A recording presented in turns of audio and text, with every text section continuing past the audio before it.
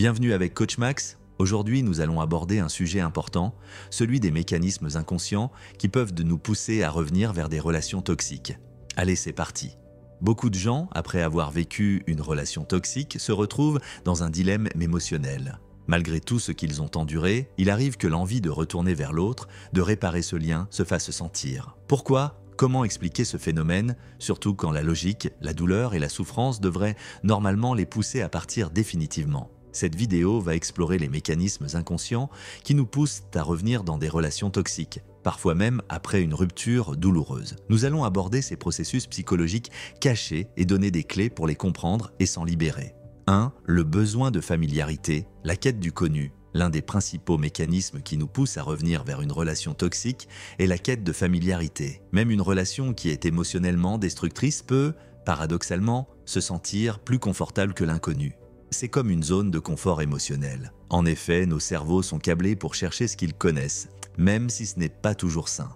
Cela peut se traduire par un sentiment de manque ou de vide quand on essaie de sortir de cette zone. On cherche inconsciemment à se remettre dans un schéma connu, même s'il est douloureux. 2.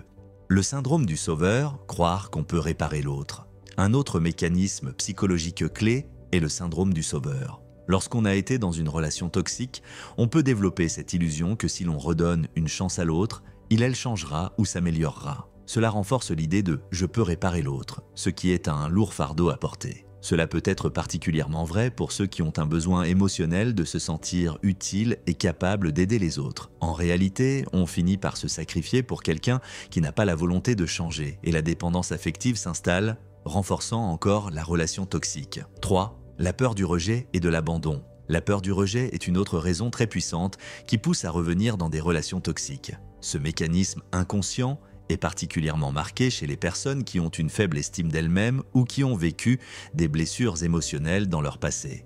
Par exemple, l'abandon dans l'enfance.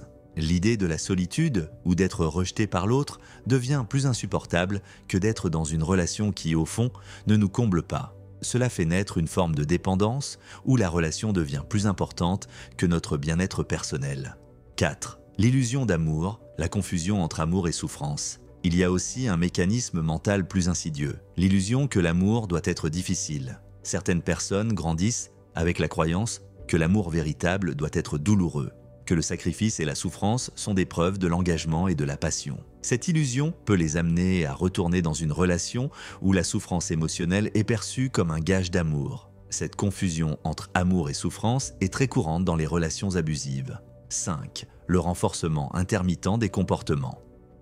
Un mécanisme classique des relations toxiques est le renforcement intermittent. C'est un processus où des moments de douceur, d'affection ou de promesses de changement viennent briser les périodes de manipulation et de cruauté. Cela crée une boucle d'espoir et de désespoir. Le cerveau humain devient accro à ce va-et-vient émotionnel et l'espoir de retrouver des moments bons finit par être plus puissant que les souffrances. L'être humain a une grande capacité à oublier la douleur quand il y a un petit espoir que la situation s'améliore. Cela pousse à retourner dans la relation, même lorsque la logique nous dit de partir. 6. Les fausses croyances et les messages intériorisés. Enfin, il existe des croyances profondément ancrées et intériorisées dans l'esprit de certaines personnes qui les poussent à accepter des comportements toxiques. Ces croyances peuvent être issues de l'enfance, par exemple « l'amour fait mal » ou « je ne mérite pas mieux ». Cela peut aussi être renforcé par des messages sociaux ou culturels, comme l'idée qu'il faut pardonner tout et accepter les imperfections dans une relation. Ces fausses croyances peuvent rendre plus difficile la prise de décision rationnelle et faire revenir la personne dans une relation qui lui est nocive. Comment se libérer de ces mécanismes ? Il est important de prendre conscience de ces mécanismes inconscients afin de pouvoir y résister. Pour sortir du cycle toxique, voici quelques pistes. 1. Prendre du recul pour voir la réalité, se donner un espace pour réfléchir à ce qui s'est vraiment passé et se rappeler les raisons pour lesquelles la rupture a eu lieu. 2. Renforcer l'estime de soi, se rappeler que nous méritons une relation saine, équilibrée et respectueuse. 3. Chercher du soutien. Parler avec des amis de confiance ou consulter un thérapeute peut vraiment aider à clarifier ce que l'on ressent et à y voir plus clair. 4. Se focaliser sur soi-même, développer des passions et des projets personnels afin de créer un nouveau but dans la vie qui ne dépendent pas d'une autre personne. Tu te retrouves dans ce que tu viens de lire ? As-tu déjà ressenti cette sensation de revenir dans une relation toxique? Malgré tout, partage ton expérience dans les commentaires ou contacte des personnes qui pourraient t'en bénéficier. Ensemble, on peut aider à briser ce cercle vicieux et créer des relations plus saines et épanouissantes. Abonne-toi pour ne rien rater des contenus à venir, prends soin de toi et à bientôt sur ma chaîne.